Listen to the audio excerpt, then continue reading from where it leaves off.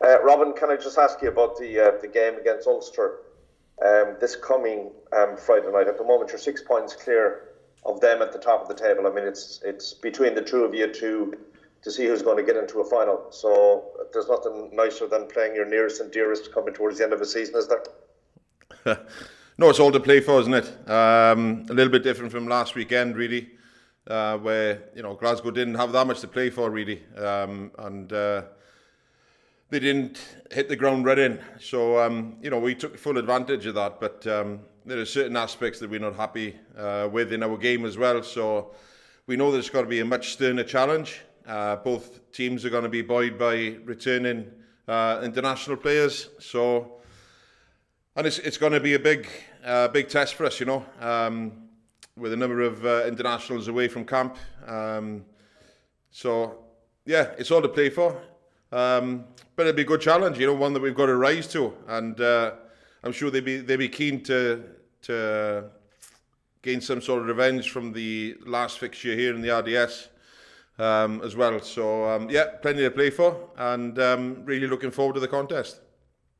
Now, you're the first Welshman I've spoken to all week, so can I ask you your reaction to what's happening at international level? I mean, you must be certainly, tuned in like everybody else and keeping in contact with your mates and how well Wales have done this year in the Six Nations Championship.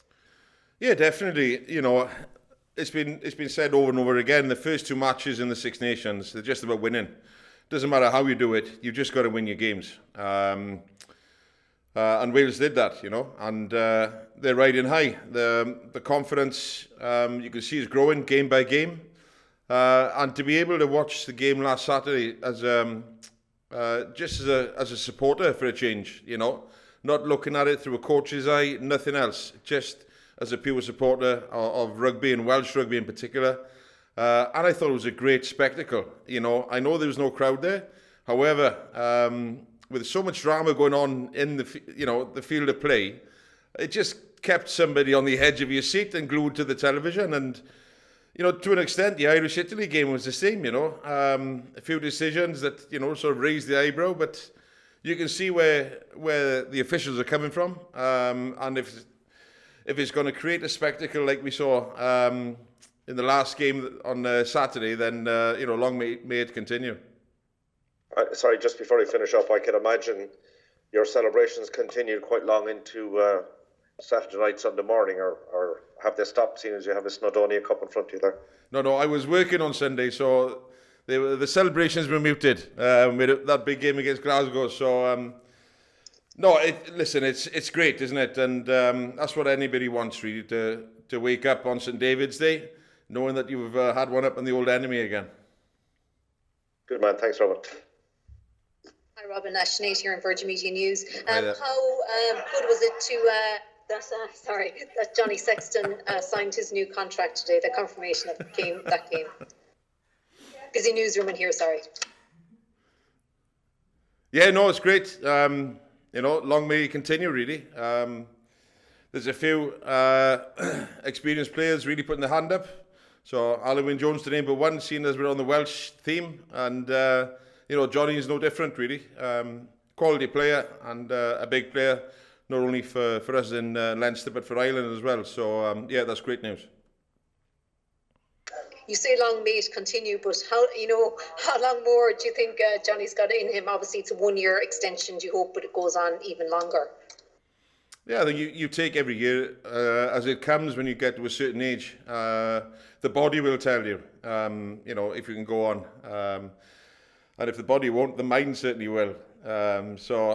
Listen, somebody like Johnny, they expect high standards, and if you don't, if you start falling short of those standards, then you know yourself that it's time to move on. So, he'll make that decision when it's right and proper. But as long as he's enjoying his rugby, and in the current climate, there's not a lot else going on. So we're very fortunate to be able to play rugby, and that's going to keep him going as well. So great stuff. Yeah, Robin, Don Swift here. I suppose as a coach, you like to bring on an experienced bench, but against Glasgow was kind of an inexperienced bench that had to scramble as well. Yeah, that's one of the things that, just looking at lessons to learn. Obviously, Glasgow went down to 13 men at one stage. Obviously, a red card as well, which meant they were down to 14 for the second half. And just looking at how we could have dealt with that better, really, tactically, etc. We knew at half-time that going down to 14 men would galvanise them as a side, which it did. There's lessons to learn there, and it's great, it's the best case scenario really to be tested out as youngsters, to not have everything the same way, and when the scores were at 28-21 in our favour, a line out 5 metres from our try line, and we managed to get up and steal it, and then, the momentum swing, those small little moments.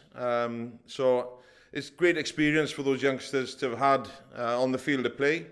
And to come out of it on top as well. So, it's great. And they were playing against, some stalwart Scottish internationals as well. Yeah, you can't put aside the quality of opposition that were on show from a Glasgow point of view. And, I'm sure they'd be disappointed with the way they started the game.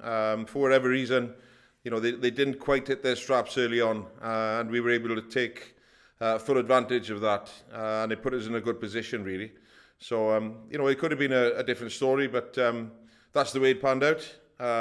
So, for whatever reason, but it's great from our point of view that lessons to be learnt, looking ahead to Ulster, which is a massive game, and they're going to be full of motivation, all to play for. So it's different from last weekend, and we're going to have to react accordingly, really, and up our game. Thanks, Ron. Hi, Robin, Jerry Carney. How tough a place is the Kingspan Stadium to go to play Ulster? It's very tough, They pride themselves.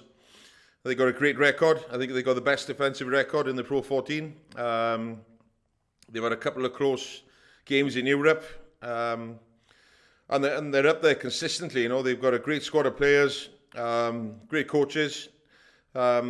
So it's going to be a big test. And the last experience that we had with our Leinster colours on there was in the Leinster A match against Ulster A, where they came out comfortably on top. And that's how much it meant to them, really, having that scalp at A-team level over Leinster. So, you could see quite clearly what it meant to Ulster to have that victory. So,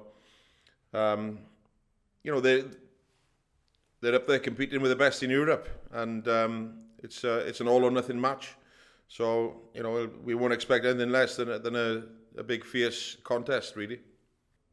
I hope you had a good St. David's Day. Yeah, it was great. I had my daffodil on in the office, so I had explained to a few what it meant.